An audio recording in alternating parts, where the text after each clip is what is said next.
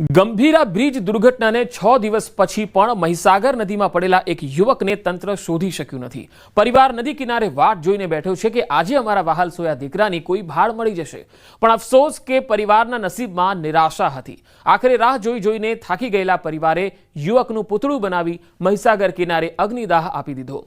નરસિંહપુરા ગામના 22 વર્ષીય વિક્રમસિંહ પઢિયારનો મૃતદેહ હજુ સુધી મળ્યો નથી। દુર્ઘટનાના દિવસથી વિક્રમનો પરિવાર નદી કિનારે આખો દિવસ બેસી રહે અને તેની વાટ જોઈ રહ્યો છે।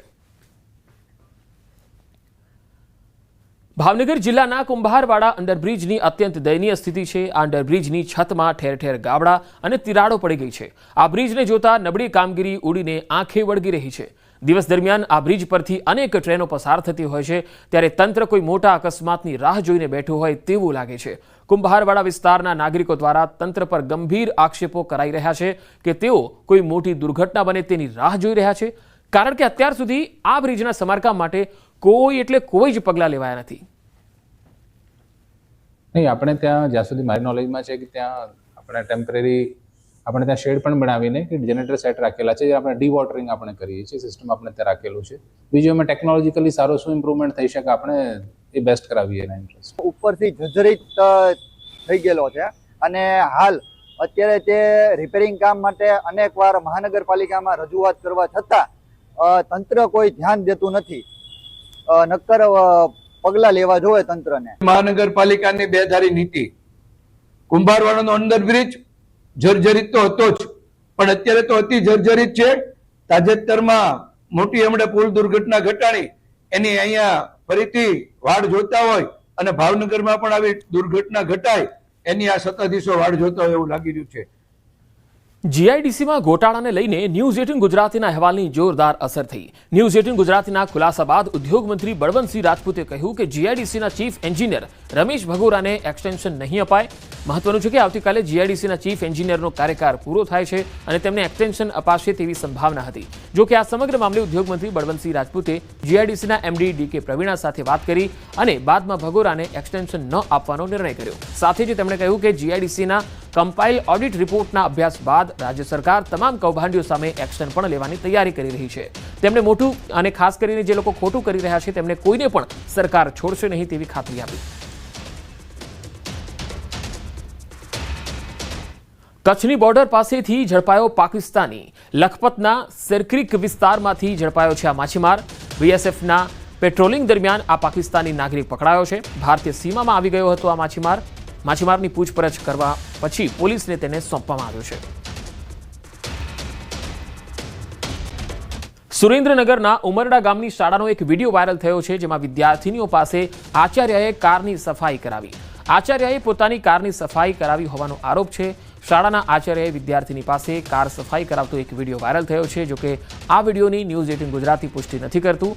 આચાર્ય વિરુદ્ધ કડક કાર્યવાહીની માંગ પણ ઉઠી રહી છે। સુરેન્દ્રનગરના મૂળી તાલુકાનો ઉમરડા ગામ છે, જ્યાં આ શાળાનો વિડીયો હોવાની વાત સામે આવી રહી છે। રખડતા ઢોરની સમસ્યા હવે માથાનો દુખાવો બની છે। રાજકોટના ધોરાજીમાં જાહેરમાં આખલા યુદ્ધે લોકોના જીવ તાળવે ચોંટાડી દીધા। આ તસવીરો તમે જુઓ। મુખ્ય ચોક 3 દરવાજા પાસે આખલા વચ્ચે રાહદારી, વાહન ચાલકો અને વેપારીઓમાં ભય ફેલાવી દીધો। આખલા વચ્ચે યુદ્ધ થતા રિક્ષા ચાલક માંડ બચ્યો હતો। રખડતા ઢોર સામે સ્થાનિકોની પાલિકાની કામગીરી સામે રોષ જોવા મળ્યો। રાઇડ્સ વિના જ જન્માષ્ટમીનો લોકમેળો યોજવાની તૈયારીઓ શરૂ થઈ ચૂકી છે। ત્યારે ગુજરાત મેળા એસોસિએશને ફરી એકવાર લોકસભા સાંસદ પુરુષોત્તમ રૂપાલાને રજૂઆત કરી રાઇડ સાથે લોકમેળો યોજવાની મંજૂરી આપવામાં આવે તેવી માંગણી કરી। જે મામલે પુરુષોત્તમ રૂપાલાએ કહ્યું છે કે નાના માણસોને રોજગારી મળી રહે તે હેતુથી તંત્ર અને રાઇડ સંચાલકો વચ્ચે સેતુ બની એ બાબતે રજૂઆત કરીશ। હાલ 238 સ્ટોલ અને પ્લોટ સામે માત્ર 28 ફોર્મ જ ભરાયા છે। રૂપાલા સાહેબનો આજે એટીટ્યુડ અમારી પ્રત્યે પોઝિટિવ હતું। એમને કીધું ભાઈ સનાતન સંસ્કૃતિ સાથે આ જોડાયેલો મેળો છે અને લોકમેળો છે, એની અંદર મનોરંજન માટે, રાઈડોમાં બેસવા માટે આખા સૌરાષ્ટ્રમાંથી અને રાજકોટ પ્રોપરમાંથી આવનાર ઘણી બધી એવી સંખ્યા હોય જેને નિરાશા ન મળે, એટલે રાઈડ સાથેનો લોકમેળો યોજાય એ માટેની હું રજૂઆત જે છે એ સીએમઓ દફતરમાં બી કરીશ। નાગરિકોની જાનમાલની સુરક્ષાની બાહેંધરી સાથે નાના માણસોની રોજગારી ઉકલે એવો વચ્ચેનો માર્ગ કાઢવા માટેનો પ્રયાસ હું અવશ્ય કરીશ અને રાજ્ય સરકારના ધ્યાન ઉપર પણ આ વાત મૂકીશ. નર્મદામાં લાફા કાંડમાં ચૈતર વસાવાને જામીન નથી મળ્યા. કોર્ટે ચૈતર વસાવાના જામીન નામંજૂર કર્યા છે. હાલ ધારાસભ્ય ચૈતર વસાવાને જેલમાં જ રહેવું પડશે. હવે જામીન અરજી માટે હાઈકોર્ટનો દરવાજો ખખડાવવો પડશે. લાફા કાંડમાં 5 તારીખથી જેલમાં બંધ છે ચૈતર વસાવા. વડોદરા સેન્ટ્રલ જેલમાં બંધ છે ધારાસભ્ય ચૈતર વસાવા. ડેડિયાપાડામાં તાલુકા પંચાયતના પ્રમુખને લાફો માર્યો હતો. કોર્ટમાં અગાઉના કેસોની પણ દલીલ કરાઈ હતી. સરકારી વકીલે અગાઉના કેસોની રજૂઆત કરી હતી. 2023ના કેસમાં ચૈતરને શરતી જામીન મળ્યા હતા.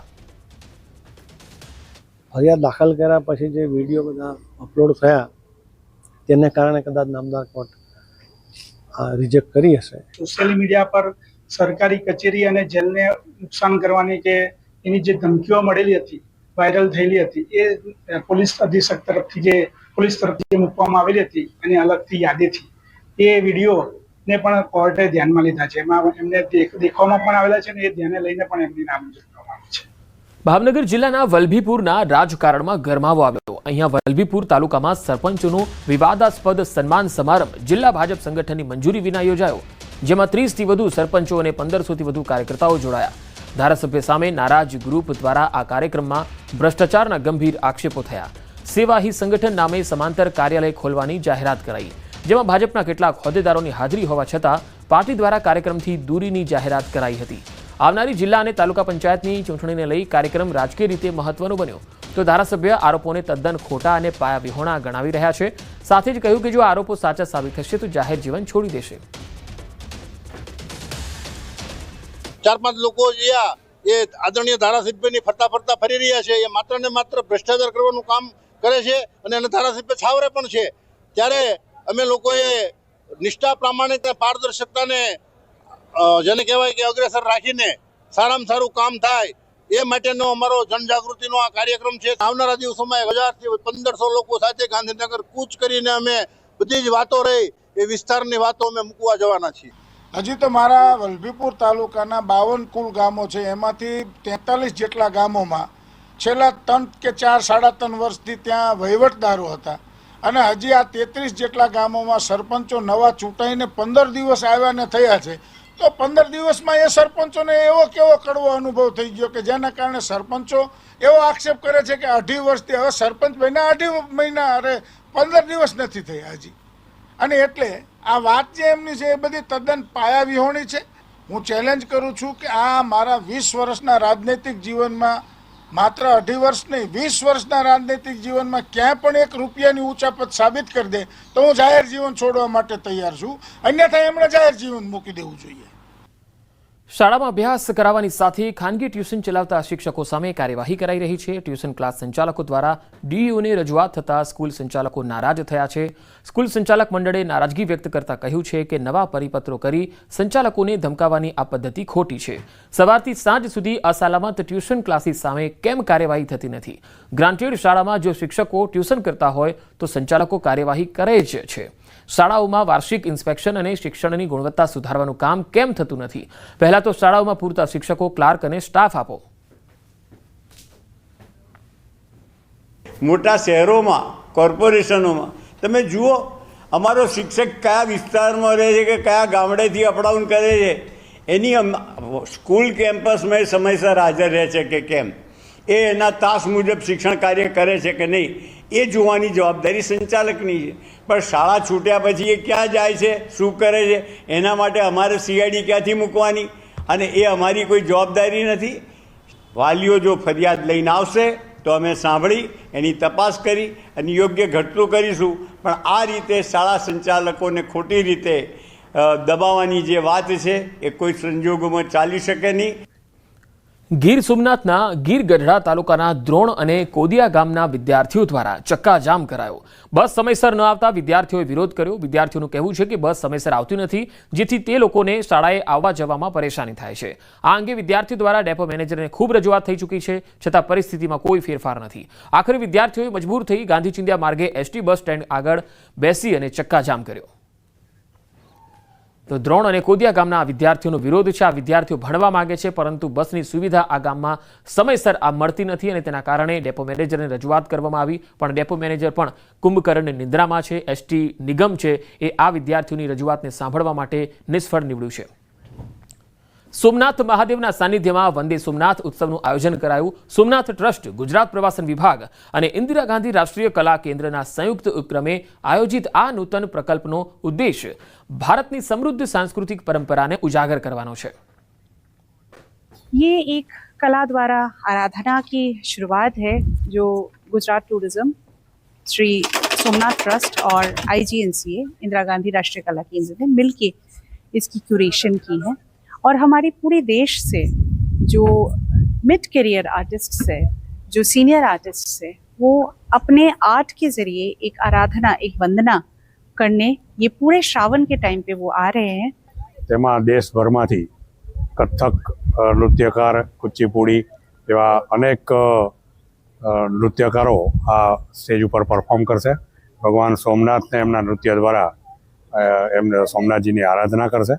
સોમનાથમાં આ શ્રાવણ માસમાં પ્રથમવાર વંદે સોમનાથ કાર્યક્રમનું આયોજન થયું છે અને આ 6 સોમવાર ભગવાન સોમનાથજીની નૃત્યથી આરાધના થશે.